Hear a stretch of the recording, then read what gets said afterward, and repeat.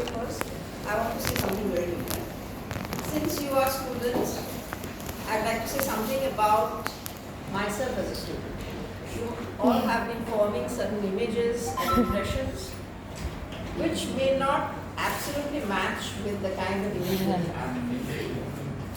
Because number one, unlike Shomrita, I am no scholar at all.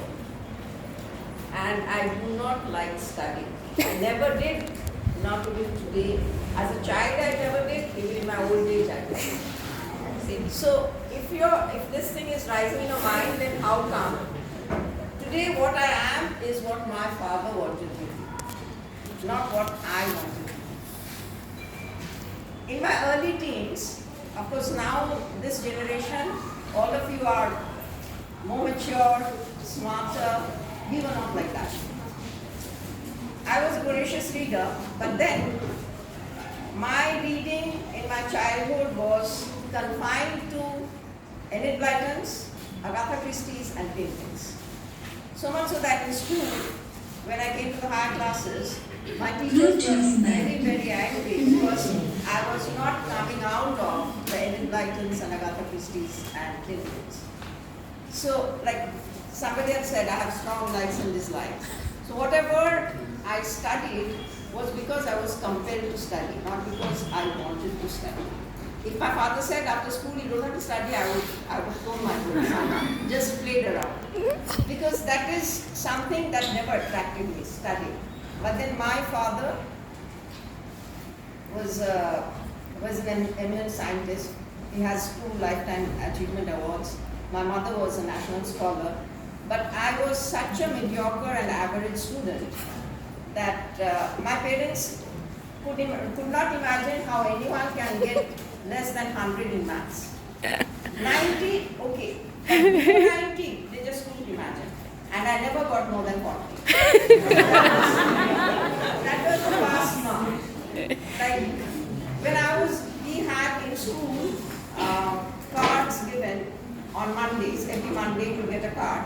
Pink card meant very good. Blue card meant satisfactory.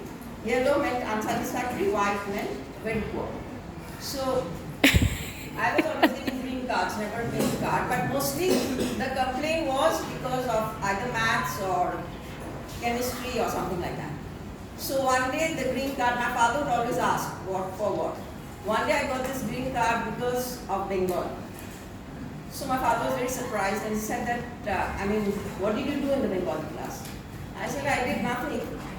He said, translations. He said, what did the teacher ask that you could answer? So I said that, first the teacher asked, what does Duranto Chorai mean? So now, naturally, I just stood up. I never heard of this word before. So I said, Duranto Chorai. I said, naughty sparrow. And the other thing that they asked was that, পুরীতে জগন্নাথ যে আমরা যে পুজোটা করি কি জানো রথযাত্রা রথযাত্রাতে কি হয় so I just started using my imagination and said that Puri means সমুদ্রের ধার so I said জগন্নাথ চান করতে so when my father heard this he didn't scold me normally I was always getting a scold so he said then he decided every weekend I have to start reading Bengali storybooks. So by the time 9, 10, 11, by the time I was out of school, I had weekends I had to read Sharat Chandra, Rabindranath, I had finished everything. I mean, Choto Golpo, Upanyas, everything. But then again, as I said, compulsion. Because I was compelled to read. I was just telling him that you youngsters are smarter, you are not so smart. And sometimes now I think whether I was a bit retarded or not. Because in my early teens, I used to think, when I'm 25 years old, you have to then I'd be able to do all that James Bond 007 can. And then see what she did. I mean, this was, a fixed idea.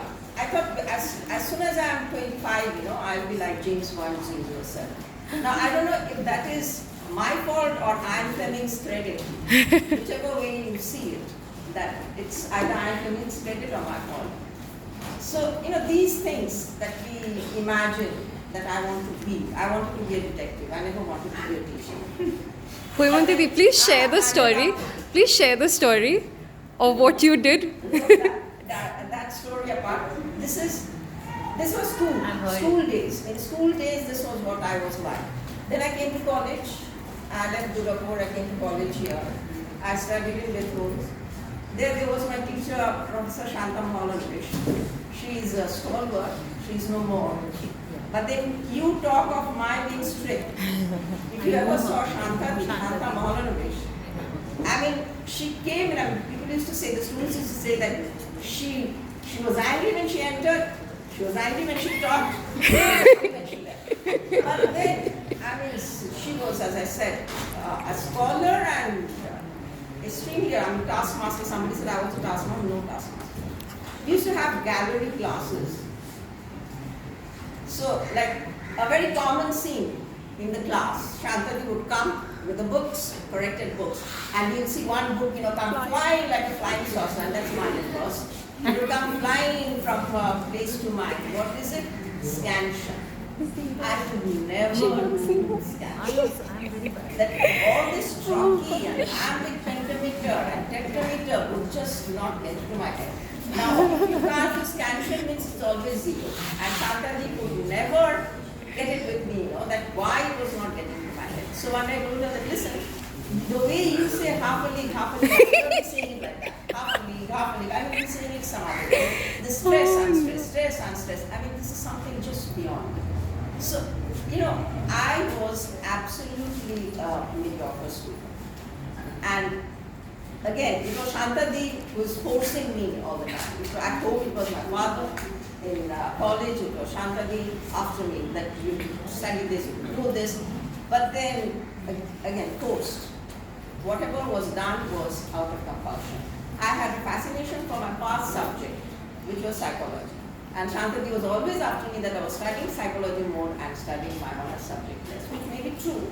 But then, as I said, whatever you like, I liked it, but she didn't like it. Now, you're talking about teaching. When I was in the university, Shantati was also teaching in Calcutta University. She used to take only one class.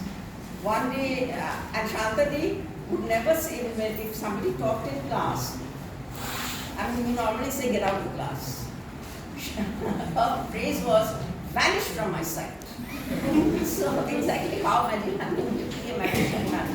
So one day in college, Shantati called me and she said, you have to teach someone.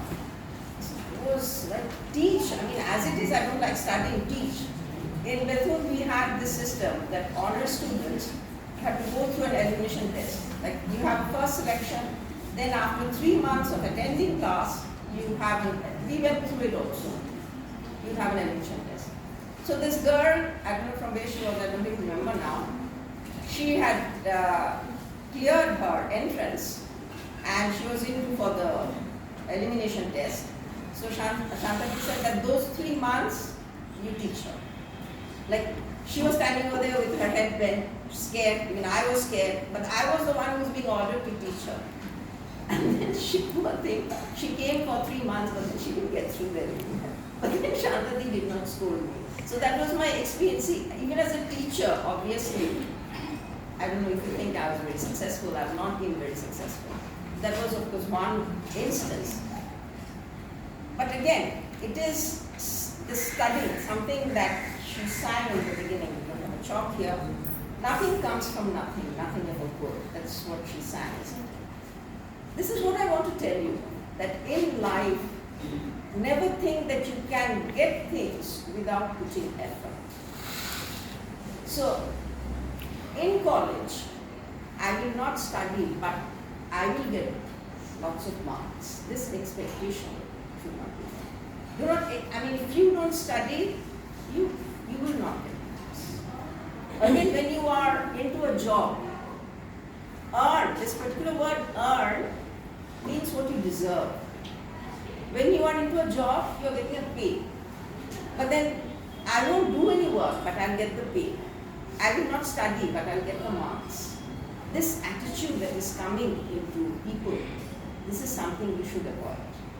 Because what you have to remember is that what you are doing is not really, escaping. This is the escapist attitude. You are cheating yourself. This is something that you should understand. That without studying, I will get marks. Without learning, I'll get paid.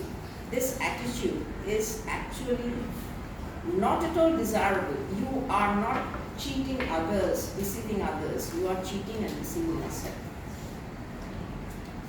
I am not very fond of Shakespeare because Shakespeare is very difficult, but I am going to quote from Shakespeare to tell you this is something very, very, yes, like people who say, I've seen students, even elders saying, oh, I love reading Shakespeare. I feel like saying that when you sit back and read Shakespeare, Shakespeare is something that cannot be read.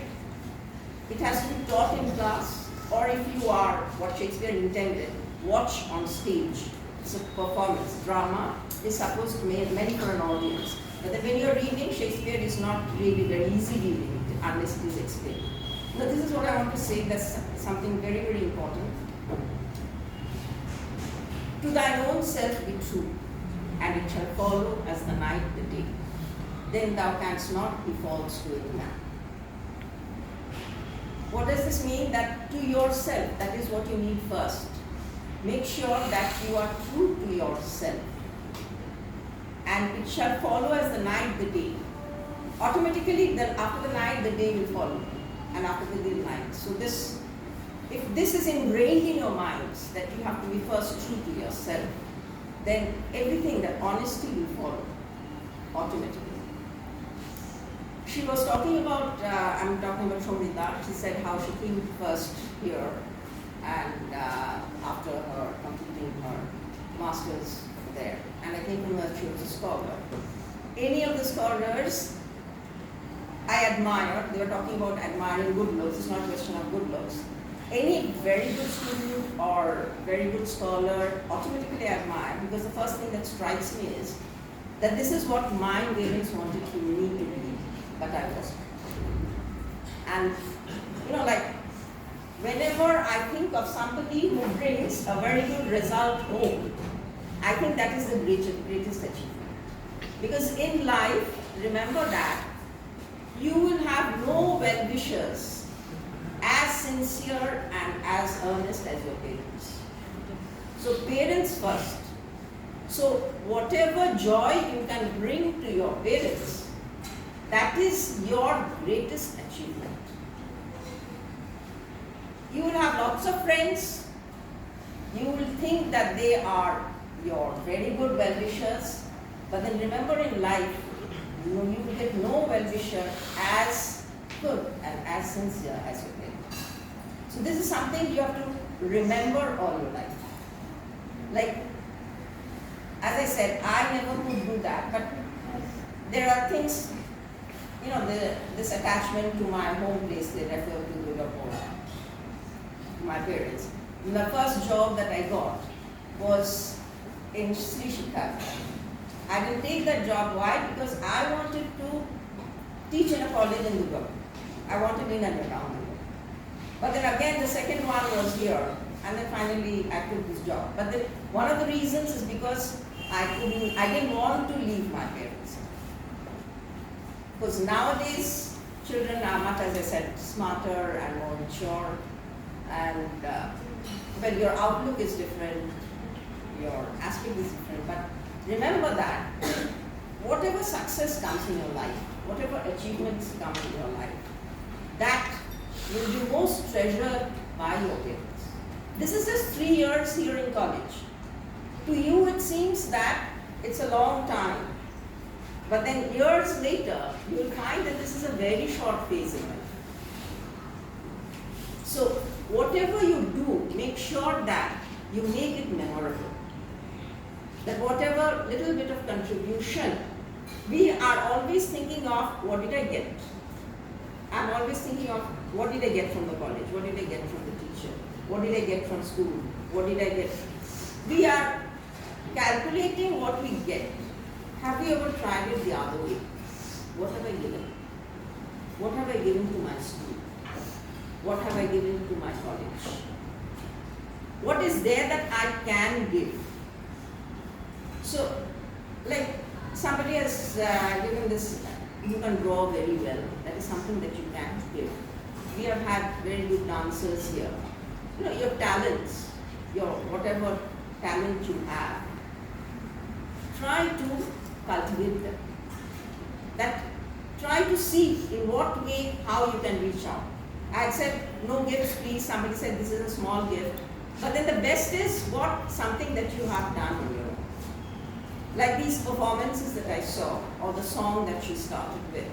These are definitely more treasured gifts. And again, just to get back to what I was saying about myself, that see, you might be thinking that because I'm a teacher, she has said for 3 decades I've been teaching, I've done my PhD, I've done my postdoc. But again, that is what I've done, but then basically I'm no scholar. Because I have not loved studying. But what I want to tell you is that even though I have not loved studying, not, as I said, I never wanted to be a teacher. But then since I have to study, I have studied. Since I have to teach, I have taught. And I've seen to it that I've tried my best in doing that. I may not be very good, but then what I have to do when I'm made to do, I make sure that I'm sincere about it. And this is what I want to tell you. That whatever in life, maybe when the first job you take up, you do not like it. But then even if you don't like it, if you have to do it, do it. That's my message to you. That do it and do it sincerely. So whatever you want to do, try to cultivate that also. But as I said, as I wanted to be a detective, naturally I couldn't cultivate that in my life because I never got a chance. But even if I did get a chance, I don't know if I would have been successful in that. But then we all have these likes. I like this and I don't like that. I'm saying it, many people don't. Like many people say that, I like everyone. That's pretension. Everybody, nobody can like everyone equally. It's a question of whether you are being frank about it or not. Hypocrisy and pretension, don't go for that. Don't go for hypocrisy and pretension. Whatever you are, accept it. Accept it, and, well, as I said, there are demerits in people, there are merits in people. So the people around you and you yourself, accept what they are, as they are. And that's the best thing that you can do. Thank you.